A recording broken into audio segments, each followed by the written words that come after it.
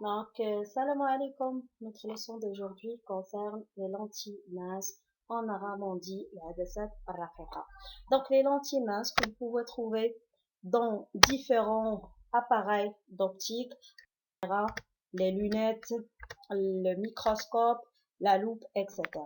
Donc, pour commencer cette leçon, on va d'abord te donner une petite définition de cette lentille. Donc, c'est quoi une lentille? Une lentille, tout simplement, c'est un milieu transparent et homogène. Ça veut dire qu'il se laisse traverser par la lumière. Donc, c'est un milieu transparent et homogène qui est constitué soit du verre ou bien du plastique et qui est limité par deux faces, dont au moins l'une des faces est sphérique. Pour les lentilles, ils sont présents dans les appareils d'optique les plus courants comme les lunettes, les microscopes, les objectifs d'appareil, les jumelles, la loupe, etc.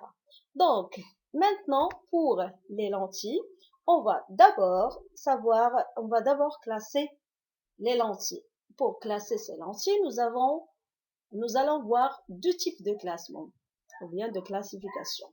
La première classification est une classification selon la forme de la lentille qu'on appelle une classification géométrique. Donc, pour la classification géométrique, il existe deux types de lentilles.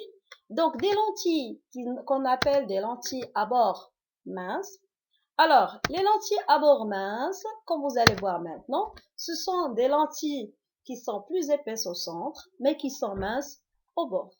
Alors que la deuxième classification géométrique, ce sont des lentilles à bord épais. Les lentilles à bord épais, c'est l'inverse. Donc, ce sont des lentilles, comme le montre la figure, qui sont plus minces au centre et plus épais au bord. Donc, la classification géométrique donne des lentilles à bord mince et des lentilles à bord épais. Passons maintenant à la classification physique.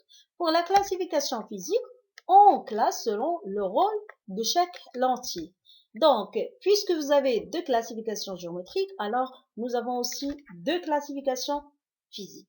Donc, vous avez le premier type de lentilles, ce sont des lentilles qu'on appelle des lentilles convergentes. Des lentilles convergentes, comme son nom l'indique, ce sont des lentilles qui font converger les rayons lumineux parallèles après avoir traversé la lentille. Donc, l'autre type de lentilles, ce sont des lentilles divergentes et ce sont des lentilles qui font diverger les rayons lumineux parallèles. Donc, qu'est-ce qui relie maintenant la forme à la fonction? Vous avez ici des lentilles à bord mince. Donc, les lentilles à bord mince, comme le montre la figure, font converger les rayons lumineux, alors que les lentilles à bord épais font diverger les rayons lumineux. Donc, on peut conclure que les lentilles à bord mince, ce sont des lentilles convergentes, alors que celles à bord épais, ce sont des lentilles divergentes. En conclusion, vous avez des lentilles convergentes et des lentilles divergentes. Les lentilles convergentes, ce sont des lentilles à bord mince, alors que les lentilles divergentes, ce sont des lentilles à bord épaisse. Donc, pour le symbole, nous avons pour chaque lentille une droite ou bien un segment qui est vertical. À chaque extrémité de segment, nous avons une flèche qui montre selon la forme de la fonction s'il s'agit d'une lentille convergente ou bien d'une lentille divergente. Et vous avez la lentille convergente qui fait converger le rayon lumineux, alors que la lentille divergente qui fait diverger et éloigner les rayons lumineux parallèles incidents. Maintenant, on va se concentrer sur la lentille convergente, étudier la lentille convergente et déterminer ses caractéristiques. Donc, d'une lentille convergente. En fait, il y en a 4 caractéristiques. Les deux premières caractéristiques, elles sont communes entre les lentilles. Ce sont des caractéristiques qui sont communes entre la lentille convergente et la lentille divergente, mais nous, on s'intéresse plus précisément à la lentille convergente. Donc, nous avons le premier point qu'on note, le centre optique. Le centre optique, comme son nom l'indique, c'est un centre. Ça veut dire c'est un milieu, mais en fait, c'est le milieu de la lentille convergence.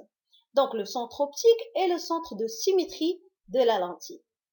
Maintenant, l'axe optique principal, c'est tout simplement la droite qui est perpendiculaire à la lentille et qui passe par le centre optique.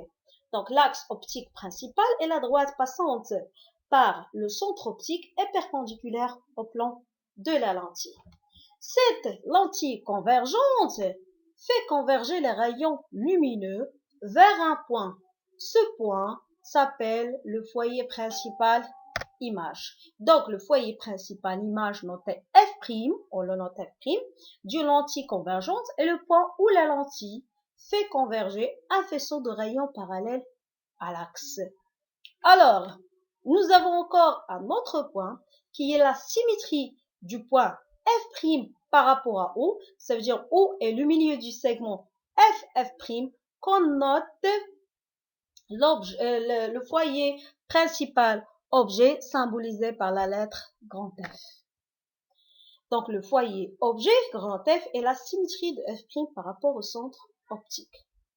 Vous avez avant-dernièrement, nous avons encore une cinquième caractéristique, on va voir après, c'est la distance focale. La distance focale, c'est la distance entre le centre de la lentille et le point d'intersection des rayons lumineux, c'est le foyer principal objet. Cette distance focale, on la note petit f, et bien sûr, puisqu'il s'agit d'une distance, son unité est le mètre.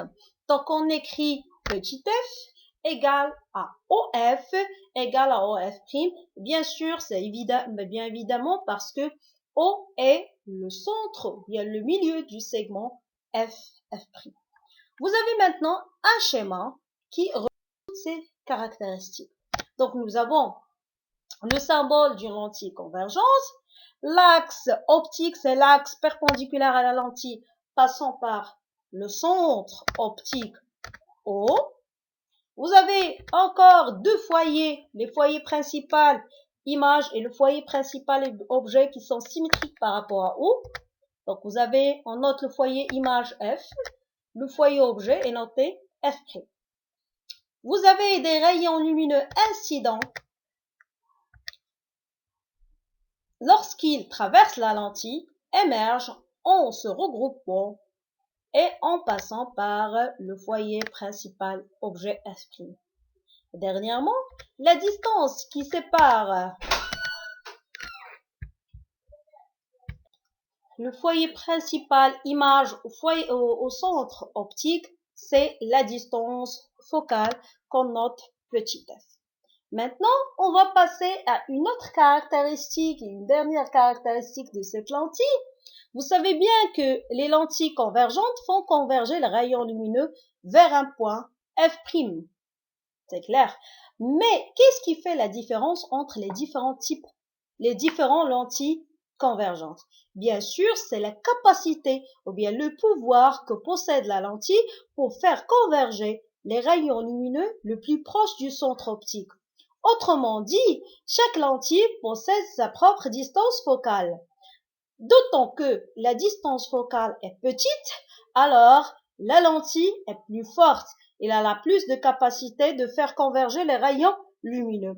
Pour exprimer ce pouvoir que possède, on a besoin de ce qu'on appelle la vergence d'une lentille. Donc la vergence d'une lentille, on la note C, et sa capacité à faire converger les faisceaux lumineux qu'elle reçoit. Elle s'exprime avec la relation, bien par la relation C égale à 1 sur F, tout simplement parce qu'ils sont inversement proportionnels. D'autant que la distance focale est petite, d'autant que la lentille possède plus de pouvoir pour faire converger les rayons lumineux, donc sa convergence est plus grande. La distance focale, comme déjà dit, est exprimée en mètres, mais la nouvelle unité que vous avez ici, c'est l'unité de la vergence qu'on appelle la dioptrie.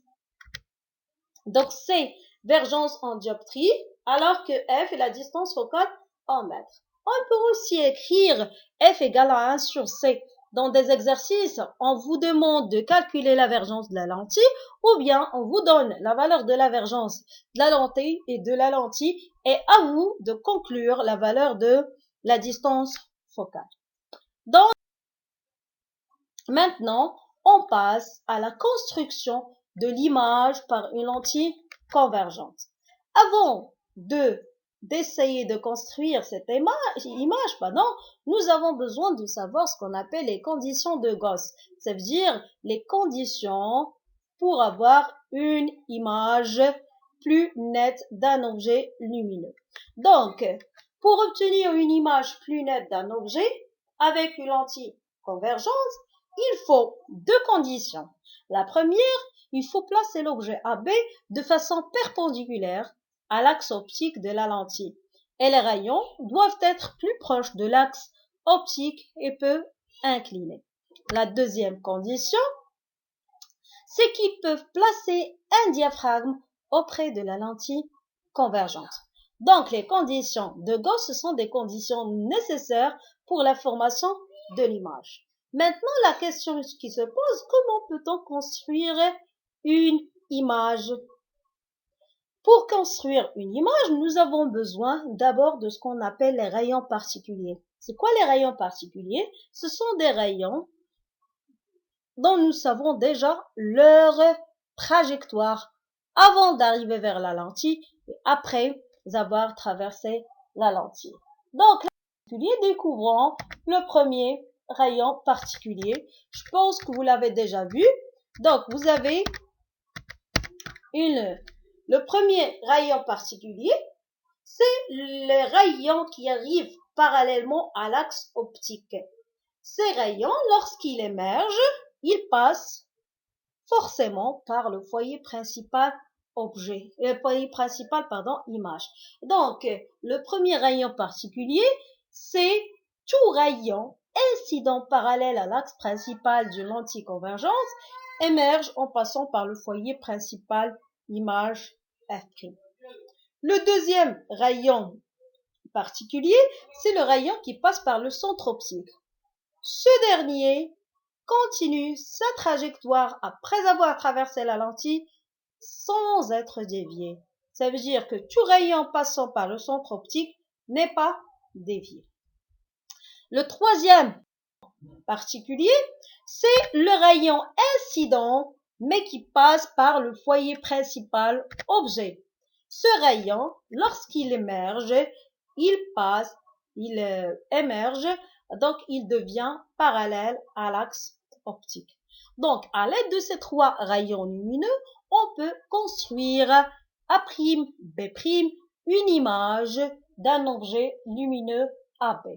Pour la construction de cette image, vous avez besoin uniquement de deux rayons parmi ces trois rayons que vous pouvez choisir. Donc, d'abord, on va découvrir les étapes à suivre pour construire l'image d'un objet. La première étape, c'est modéliser l'objet par une flèche l'objet par une flèche perpendiculaire à l'axe optique en A. Donc, selon les conditions de Gauss, l'objet doit être perpendiculaire à l'axe optique. Méfiez-vous, on symbolise l'objet par une flèche perpendiculaire à l'axe optique. Et bien sûr, cette flèche aura une taille bien précise qu'on vous donne dans l'exercice. La deuxième étape, c'est qu'on choisit une échelle convenable pour présenter la lentille et ses foyers et l'objet AB. Bien sûr, les foyers principal objet et le foyer principal image doit être bien déterminé sur le schéma de la lentille convergente à une distance bien précise du foyer du centre optique en utilisant une échelle convenable. La troisième étape, c'est qu'il faut construire deux rayons particuliers. Ça veut dire il faut choisir deux rayons particuliers parmi les trois. Ces deux rayons vont être issus du point B de l'objet AB. Quatrièmement, ces rayons, lorsqu'ils traversent la lentille, vous allez découvrir qu'ils se croisent, qu'ils se coupent en un point. Le point d'intersection de ces rayons lumineux émergents, c'est B', l'image du point B. Cinquièmement, l'image du point objet A est alors le point image A'. Comment construisons maintenant A'? On fait la projection orthogonale de B' sur l'axe optique, vu que l'objet AB était perpendiculaire à l'axe optique, donc son image doit être perpendiculaire à l'axe optique. Donc, passons à la construction géométrique et étudions quelques cas. Vous avez le premier cas qui est qu'on peut considérer lorsque la distance entre le centre et l'objet AB, qu'on appelle la distance OA, est supérieure ou double de la distance focale. Ça veut dire si vous prenez par exemple la distance focale égale à 3 cm, alors on peut avoir un objet qui se situe à une distance de 7 cm, de 8 cm du centre optique. Donc, remarquez bien ce qu'on va faire. On va prendre un rayon issu de B qui arrive à la lentille. Ce rayon, parallèle à l'axe optique, bien sûr, émerge en passant par F'. Un seul rayon est insuffisant. Nous avons besoin d'un deuxième rayon qu'on va choisir. Par exemple, le rayon qui passe par le centre optique, vous savez bien qu'il passe sans être dévié. Alors, vous avez ici B', c'est le point d'intersection des rayons. Alors, B', l'image de B. Vu que AB est perpendiculaire à l'axe optique, donc A', c'est le projeté de B' sur l'axe optique, ou bien la projection orthogonale de B' sur l'axe optique, et on obtient A'B', l'image de AB par la lentille convergente. Donc, si vous remarquez bien, cette image A'B' est plus petite que l'objet AB, et elle est renversée, ça veut dire elle a inversé le sens, AB était vers le haut, A'B' est vers le bas, et encore elle est réelle. Ça veut dire quoi réelle? Ça veut dire tout simplement si nous avons un écran à la droite de la lentille, on peut avoir l'image A'B' sur cet écran. On obtient dans ce cas une image réelle renversée mais qui est plus petite que l'objet AB. Maintenant, on va décaler un peu l'objet AB vers le double, le point qui se situe au double de la distance focale, et on va chercher les caractéristiques de A'. Donc, le deuxième cas, c'est le cas où OA égale au double de la distance focale. Ça veut dire, supposons que vous avez 3 cm pour la distance focale, vous allez situer l'objet AB à une distance de 6 cm du point du centre optique. Donc, comme déjà dans le premier cas, on va tracer un rayon arrivant de B qui est parallèle par exemple à l'axe optique, forcément, après avoir traversé la lentille, passe par F'. Le deuxième rayon, c'est celui qui arrive depuis B et qui passe par le centre optique. Il ne change pas de direction, n'est pas dévié. Donc, le point d'intersection des rayons, c'est le point B'. Vous allez projeter B' sur l'axe optique pour avoir le point A', et vous avez maintenant la construction de A'B', image de AB. Si vous avez bien fait les mesures et votre schéma exact, vous allez trouver que la taille de A'B' est la même que celle de AB. Ça veut dire que nous avons une image A'B' qui est réelle, renversée, et qui est de même grandeur que l'objet AB. Le troisième cas, on va encore faire décaler AB à une distance qui se situe entre le double de la distance focale, mais aussi supérieure à la distance. Donc, c'est le troisième cas. On va construire A'B' en suivant les mêmes étapes. Donc, je rappelle que vous pouvez encore choisir le rayon qui passe par le foyer objet et qui émerge parallèlement à l'axe optique. Vous pouvez choisir 2 rayons parmi les 3 quand vous voulez, mais 2 suffisent. Donc, vous avez le premier rayon qui arrive parallèlement à l'axe optique, passe par F'. Le deuxième qui passe par le centre n'est pas dévié, donc on va construire B', l'image de B. La projection de B' sur l'axe optique, la projection orthogonale, donc nous permet de dessiner et de tracer A'B' l'image de AB. Donc remarquez bien que A'B' maintenant est plus grande que AB, mais elle est toujours renversée et réelle. Ça veut dire il peut se former sur l'écran. Donc, on obtient dans ce cas une image réelle renversée plus grande que l'objet AB. Maintenant, on passe au quatrième cas. Et après le cinquième cas, qui sont des cas qui est un peu plus différents, des cas particuliers encore.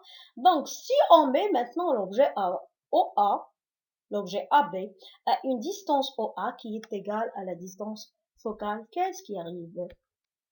Donc, c'est là le schéma. Donc, vous avez OA égale à OF égale à petit f. Donc, en suivant les mêmes étapes pour la construction de l'image, donc vous avez l'image, le premier rayon, le deuxième rayon, et quand vous remarquez, les deux rayons sont parallèles. C'est quoi? Ça veut dire quoi sans parallèle? Ça veut dire qu'ils ne peuvent pas convergent, qui ne peuvent pas se croiser, qui ne peuvent pas se couper. Dans ce cas, on dit que l'image se forme à l'infini. Il est très très loin et très très grande que l'objet. Dans ce cas, les rayons lumineux sont parallèles. On dit que l'image se forme tout simplement à l'infini. Alors, on va voir maintenant le troisième cas, le cinquième cas, pardon. Le cinquième cas, on va faire décaler vers la droite l'objet AB en le situant entre O, le centre optique, et le foyer. Le voilà. Donc maintenant, vous allez procéder par la même manière et les mêmes étapes de construction d'image. Donc, le premier rayon passe par F', le deuxième rayon passant par O n'est pas dévié. Alors, qu'est-ce qui arrive? Vous remarquez que après la lentille, les rayons sont de plus en plus loin. Ça veut dire s'éloigner. Autrement dit, que les rayons ne peuvent pas se couper dans dans la partie image, ça veut dire dans la partie où les rayons émergent. Mais si vous faites un peu bien attention et vous prolongez les rayons lumineux, on va prolonger d'abord le rayon en vert et encore avec des pointillés, bien sûr parce que ce sont pas réels. Donc, et on fait encore prolonger le rayon en rouge, on remarque bien qu'ils se croisent dans l'autre partie de l'image. Le point d'intersection de ces deux rayons, même si on parle de leur prolongement, est le point B'. Là, on dit que l'image A'B' se forme du même côté que l'objet. Alors, c'est une image qui n'est pas réelle, on dit que c'est une image virtuelle. Donc, pour construire cette image virtuelle, on utilise uniquement des pointillés. Donc, il ne faut pas utiliser une ligne ou bien des traits. Donc, là, vous avez A'. On obtient A'B', c'est une image plus grande que l'objet AB. Remarquez bien que le sens de la flèche AB est le même que A'B'. Dans ce cas, on dit que A'B' est une image droite. Donc A'B' est une image droite qui n'est pas renversée. C'est une image plus grande que l'objet AB et encore, c'est une image virtuelle. Donc on obtient dans ce cas une image virtuelle droite est plus grande que l'objet AB.